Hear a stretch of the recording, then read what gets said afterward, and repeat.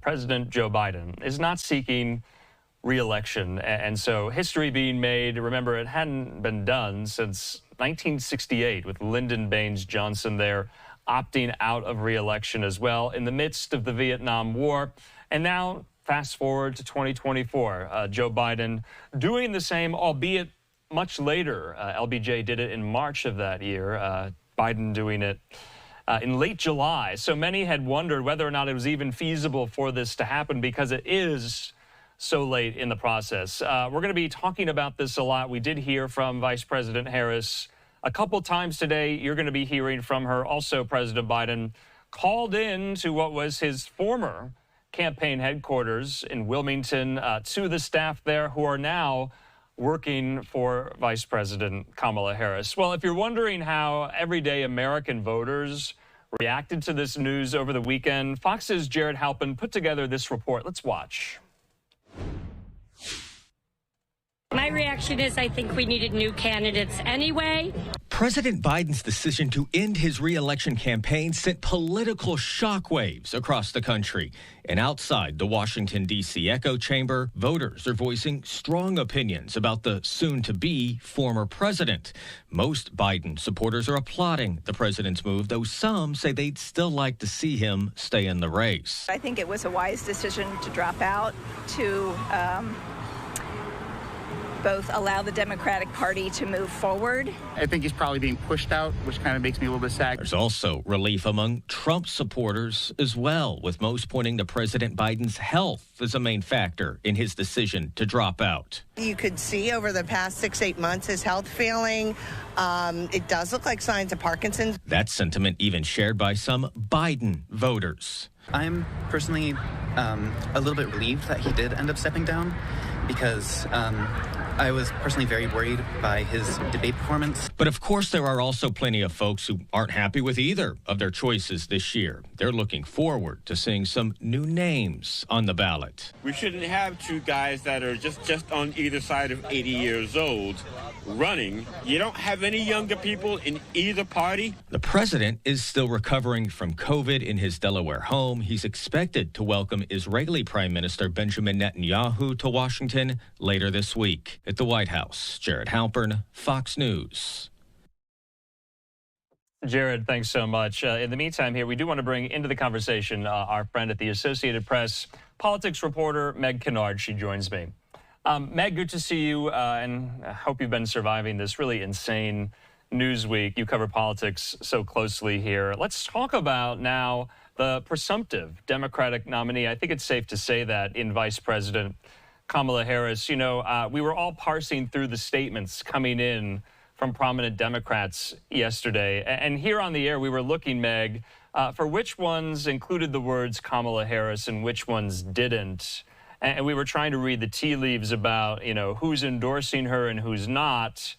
It seems like maybe that was misguided in the moment, because it seems like everyone has rallied behind her on the Democratic side today, endorsing her for the nomination here. So should we have been looking into that at all? I mean, maybe we were looking too much into that yesterday here, but it seems like people have fallen in line behind her, right?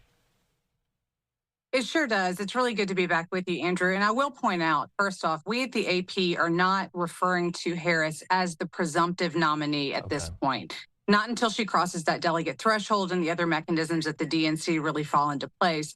But you're right. We saw Democrats come out in force behind her when this news started kind of steamrolling through the news cycle. It feels like it's never ending at this point. It truly went straight from the RNC and now to the Democratic side of things.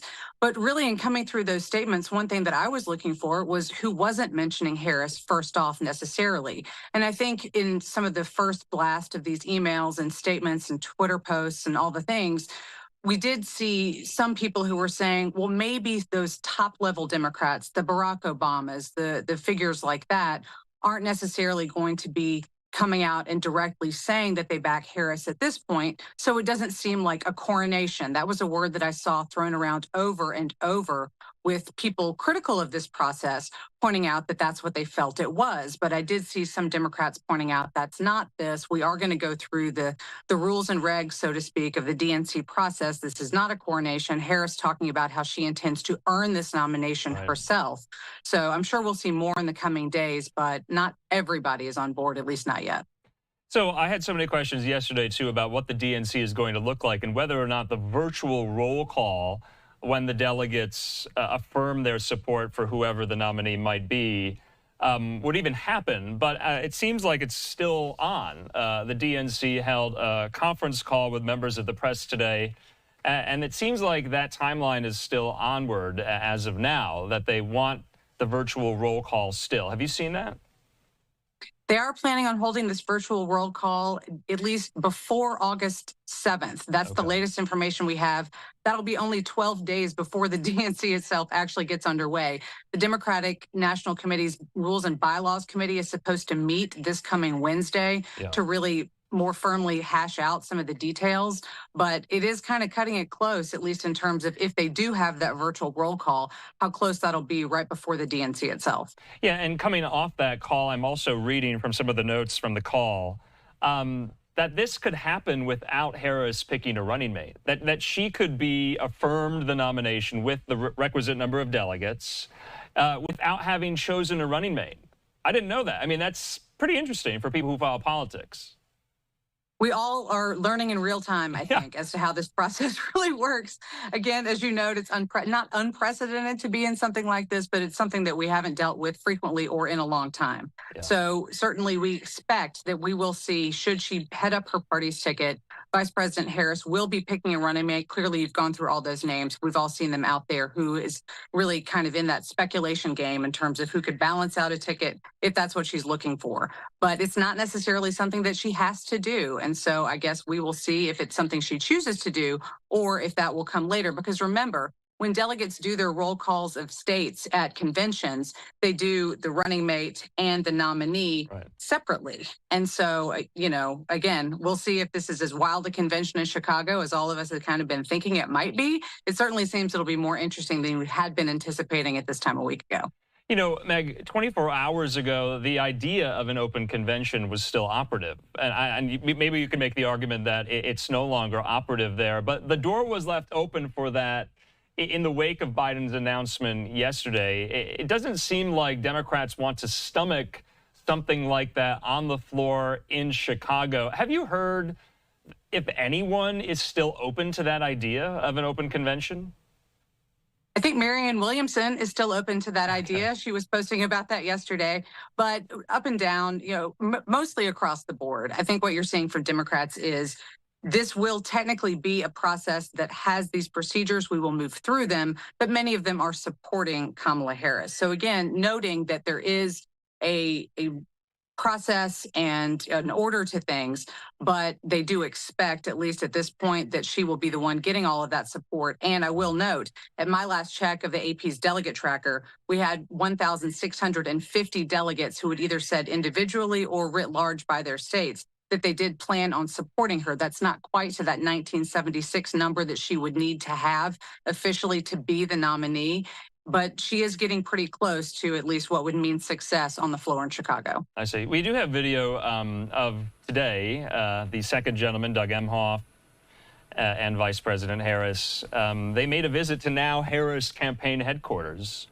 in Wilmington, Delaware. Meg, if we could, can we just talk about the campaign infrastructure and the apparatus? I want to put up this tweet from our friend Josh Kraushaar there at The Jewish Insider. He makes some interesting parallels that the campaign is now a plug-and-play operation.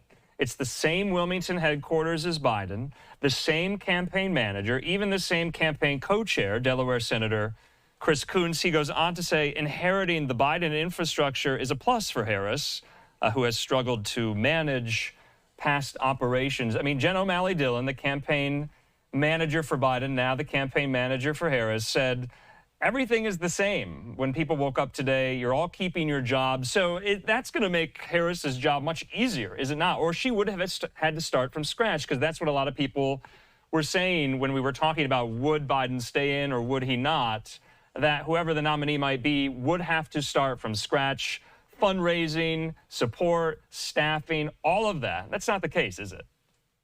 I think plug and play is a really great way to describe what's going on here. It is the physical infrastructure. It's moving into the office in Wilmington, but it is also all of those people who theoretically were already on board with Kamala Harris, at least as a vice presidential nominee, and now as a potential top of the ticket candidate. One would presume that they're mostly okay with that too. And I've seen a lot of people kind of making similar statements to what Josh is pointing out, that this doesn't necessarily, even if Democrats are by large saying, oh, yeah, sure, a lot of people could just run. This is not just for Kamala Harris. This could be for anyone.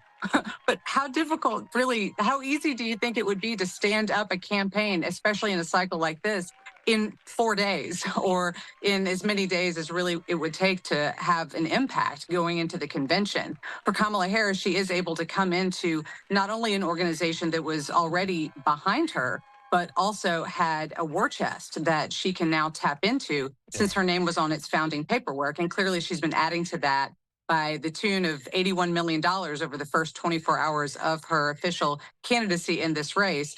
And I would dare say there are not a whole lot of Democrats or Republicans who could match that timeline. You know, Meg, you cover money in politics a lot too. $81 million in the first 24 hours. It's a campaign fundraising record for both Republicans and Democrats here. Going into this news cycle from yesterday, the Trump camp had the cash on hand advantage. I believe they still do, even after the staggering number here. But what does it say about the momentum? Because remember, you and I had discussed that donors were leaving Biden en masse after the debate there in Atlanta. Are they back now after this number was released today?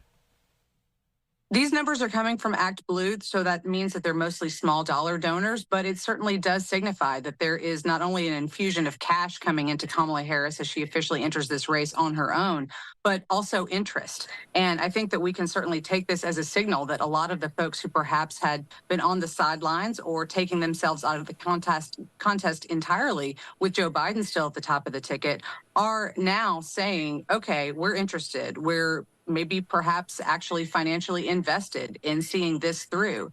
And I've talked to plenty of delegates, of non-officials, of everyday Democrats who are telling me, yes, I wasn't really interested in this race. I was among those Americans who voiced a lot of apathy when it came to the general election between Biden and Trump. But now they are paying closer attention. Sure, we're entering that part of the calendar where a lot of people are doing that anyway as we get closer. But now with a different candidate, with a younger candidate, with a candidate that they know since she ran and clearly has been vice president for 3.5 years. But now they feel that perhaps this is going to have a different flavor to this campaign. And they are very interested to see if she's on a debate stage with Donald Trump. I can tell you that for sure. Yeah, Meg, while we have you, I just want to talk about the running mate choice and the decision. And there have been a lot of names thrown out there. So many people are talking about them. We've compiled some of them that have been mentioned here on Live Now. You know, Meg, is it too late? I mean, how do you get this off the ground, the vetting process for a running mate for Kamala Harris? Maybe it's not going to be decided by convention, but do they have to start from scratch with this respect here? Who will Harris's running mate be? You see these names here: Andy Beshear, Pete Buttigieg, Roy Cooper, Mark Kelly, Wes Moore, Gavin Newsom, J.B. Pritzker, Josh Shapiro, Tim Walz. I mean, the vetting process takes time. Do they have the time, Meg? That's a great question. I think that I haven't spoken with people within the Harris campaign orbit about this specifically, but I would imagine that this is something that they began almost as quickly as they began changing over those URLs and all of the paperwork to officially note Kamala Harris as the choice in this campaign and not Joe Biden. So yes, this is a lengthy process. I'm sure that it is one they want to make sure that they get right. There's no time to make mistakes. There is certainly not time to swap out any other candidates. So whomever they choose for that second slot in this campaign, that's going to be somebody that they're needing to stick with. And I am sure they're hoping they get it right the first time. And Meg, just lastly, what's going on with all the coconuts? Can you help us explain this? If people aren't on social media, I've seen the coconut emoji more than I ever have. What is going on here with regard to Harris? This is certainly not something that I saw myself writing about today or ever this cycle, but This goes back to a previous speech that Vice President Harris gave, where she was relating an anecdote from her mother, and her mother saying, "Oh, you kids today, you think that everything just happened, that you just like, what do you think? You just fell out of a coconut tree? No, there's context of everything in the world around you." And that's something that Harris got made fun of a lot when that video first came out. And now it's being seized upon by a lot of her supporters. And it's one of those things that has a viral moment. And if you look at the video, it's during a speech that she was giving in an official capacity, but it's also a bit of humanity. And she's sharing something from her family and also kind of just being personable with the audience. And those are the moments that among her supporters, Kamala Harris really seems to hit on. She seems to be able to make those connections with a lot of the people who are clipping this content, resharing it, remixing it, putting audio and different clips of video into it. And the Kamala Harris meme world is very up and running right now. I wrote a whole piece on it today. There were coconuts, there was brat, I edited out a reference to Mama Love, but that is something else that's having a resurgence, a nickname that Harris was given by her two stepchildren. And there are just a whole lot of things in the Harris meme world, and I feel like we will be seeing much more of that too. All right, Meg Kinnard with the Associated Press. Meg, always a pleasure. Talk soon.